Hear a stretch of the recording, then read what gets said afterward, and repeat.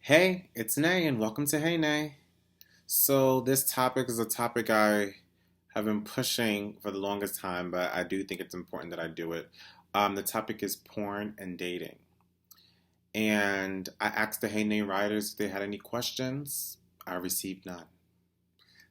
So, I decided that I would read some facts that I have got from the internet and give you my comments on them, as well as share a little research with you. So here's the first fact that I didn't even have to look up. A lot of people don't seem to like to talk about it, as you can see from the Hey Nick writers. But it's totally, that's totally fine. I didn't really expect a question at that moment, honestly. I didn't think they were going to ask a question anyway. I was actually scared at what type of question they would ask because I wasn't sure if I would be the great best person to answer. But anyway, so here are some facts. And these facts are all from List 25. I don't know if you ever heard of that website, but they list 25 facts about different things. So this is 25 facts about porn in the porn industry. I decided that I was not going to list all 25. So I think I have about 14 left here that I selected. So I'm going to read those. Okay. At any second of the day, there are as much as 30 million unique visitors who are viewing porn. This means that there are about 30 million unique visitors viewing porn right now, and now, and now. Okay, that is very, very interesting.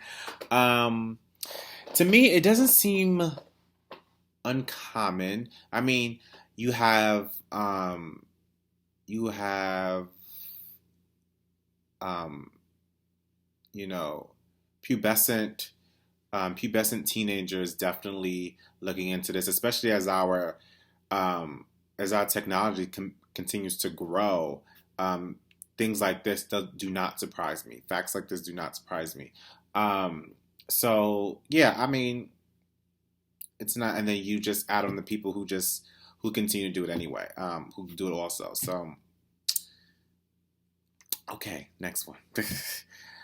In North Korea, the punishment for viewing porn is death. I don't know how factual that is. It doesn't sound out of the realm of possibility to me. So I'm going to take it as true. So if you're in North Korea, I'm sorry that this is a thing. Um, but I wonder why. I wonder why they believe that. I guess I think, and this kind of gets more into what I'll be talking about later as well. Porn sort of has a very, very negative connotation towards it. Um, it does go against, some people would say it goes against most religious beliefs.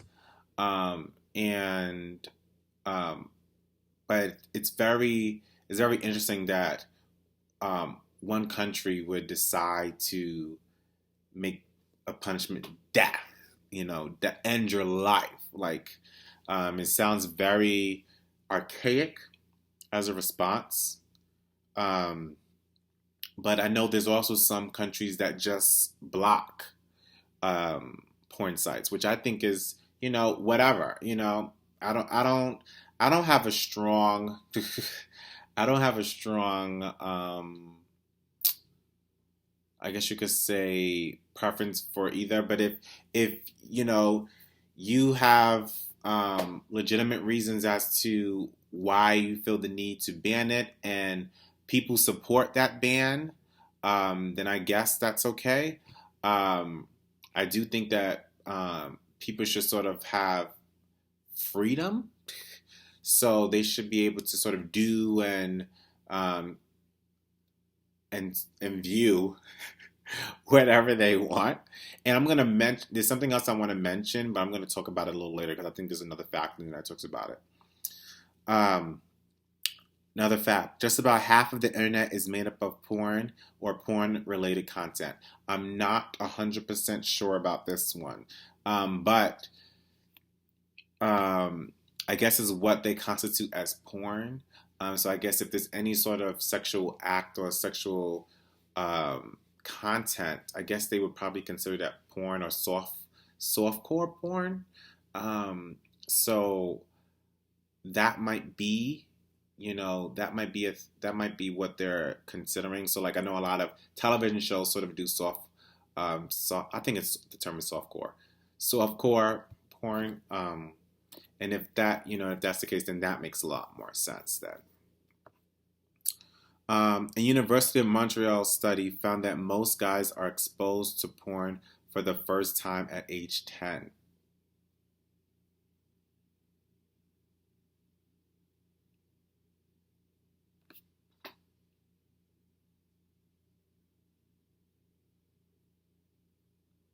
I have no recollection of when I was exposed to that. But 10 is prepubescent, which is when you start to ask a lot of questions and start to want to get answers. And that kind of goes into what I was talking about before. And there's another fact that talks about this too. But uh, I another reason why again, I don't have a strong lean towards anything, but I do think that it is helpful in the sense that it sort of teaches people, and it teaches growing young adults about sex, especially if it's not taught to them in their household or at their school. So I do have to say that it's not. I'm not talking about like explicit, like porn, whatever. But I'm just talking about um, even trying to understand how certain things work, um, or I guess you could say the mechanics of what's behind everything. You may have to dive into porn to get that understanding, if it's not being given to you otherwise. So I think, and that's again why I think you should sort of have that freedom. I think you should have that freedom. Um, Age 10 sounds young to me. Sounds very young to me, I must say. Um, but this is also a Canadian study. I'm not trying to say anything about Canada, but I do think that Canada is also Canada also has a huge porn industry as well. Um, and a lot of porn viewing as well. So I don't know. I guess it depends. I'm not sure. I'm a little confused, and I'm trying not to laugh. I'm trying to take this very seriously. um, Next fact: there are over 68 million daily searches for pornography in the United States, which is about 25% of all daily searches. Now that makes a lot more sense to me. Um, that seems right. That seems right. I'm not surprised by that. People search for a lot of things too, and if you ever wonder, you could just see what's trending. But this doesn't surprise me. This doesn't surprise me at all. Um, most men have watched or most men have watched or have watched most men watch or have watched porn. So you're still a watcher, or you used to be a watcher, and that's to men. Um, it's again with the University of Montreal. They've done a lot of studies related to porn, and one of the studies that they were trying to create a control group of men in their 20s. So a control group is that people who are not part of the like they're trying to study something, so they need someone that's sort of neutral or not really included into it. So they was looking for a control group of men in their 20s that haven't consumed porn, and they couldn't find a single person.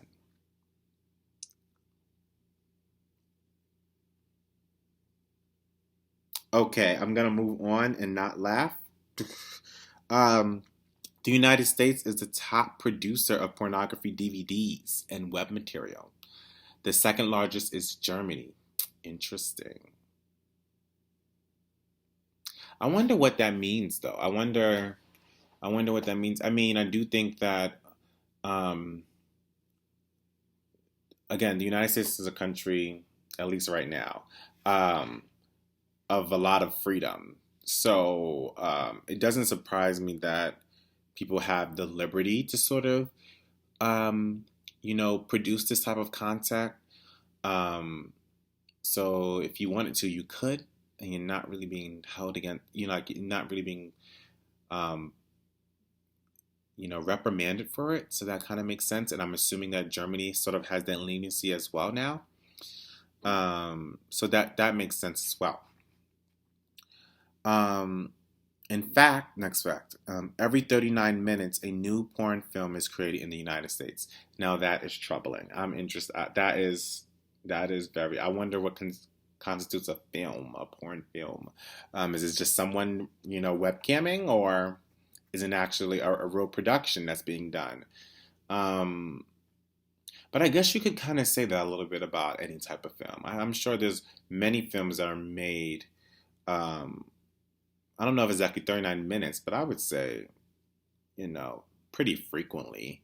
Like multiple films are definitely made in a day. I would say a lot of films are probably made in a day. So, in the United States too, I would say. So, I guess the statistic is not. It's not that far fetched. 25% of American men admit that they access pornography at work. That is interesting. I didn't know that was a thing. I didn't know that was a thing. I mean, I've seen like shows make fun of things like that, but I didn't think that was a real thing. I didn't know that was a stereotype or anything. And 20% is a lot to me. Um, so that's interesting. If that is actually true. I don't even know how you. I mean, I don't have that. I don't have those type of jobs in which I'm able to just essentially be in front of a computer screen the entire time and not be able to engage with others and things like that, or do some sort of field work or anything. But okay, I know I set this up so that I can comment on these things, but some of these I just don't know what to say, to be honest. And I'm trying to, I'm trying. Okay. While viewing porn, men focus on a woman's face. That's right, not the butt, not the legs, or not even the breasts, but the face. That makes sense to me. Um, a lot of people do when you ask people, and I'm sure they did some sort of eye tracking thing. When you ask people sort of what they notice more about people, it's usually they might say something an eccentric feature like their breasts or their butt or things like that. But technically, their eyes fall a lot more on the face.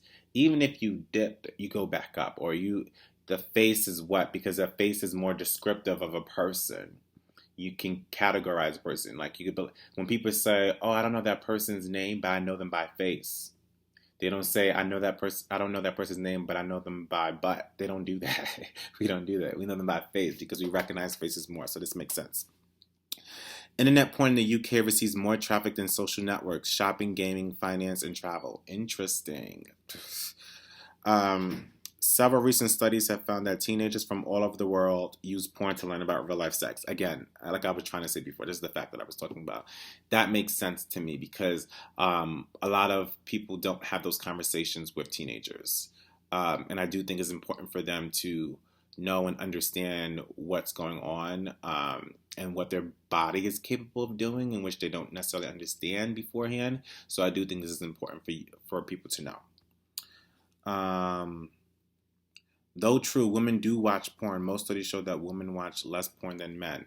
Again, that makes sense based on the other statistics about men. Um, I think if you remember the Ashley Madison thing, which is not porn, may I just say, but it had to do with extramarital affairs, and it's primarily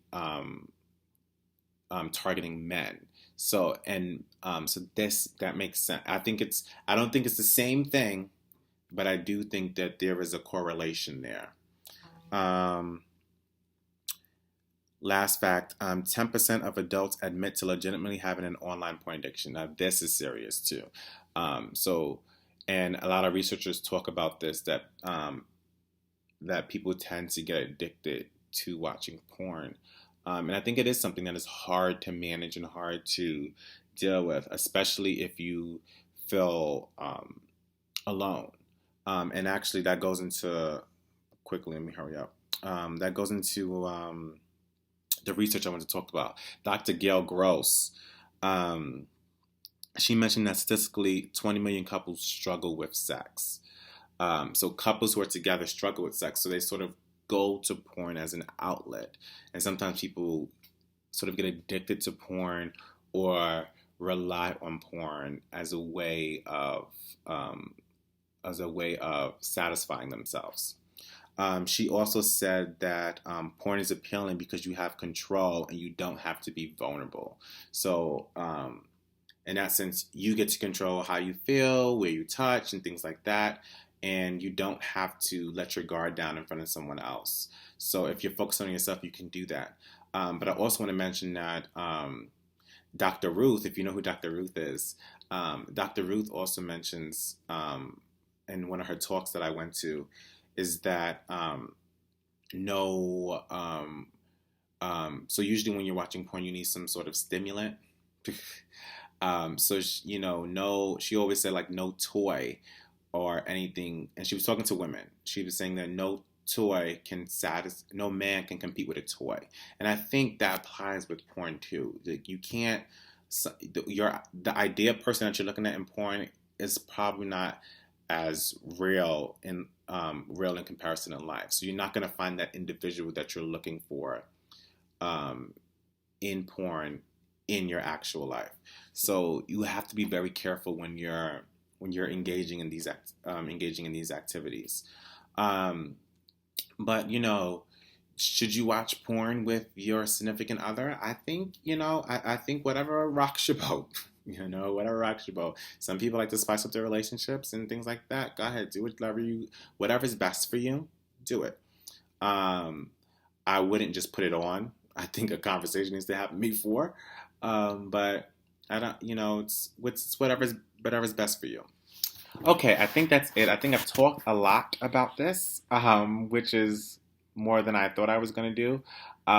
So that is it. So like, share, subscribe, and love. And remember to always start your day off with a hey. Goodbye.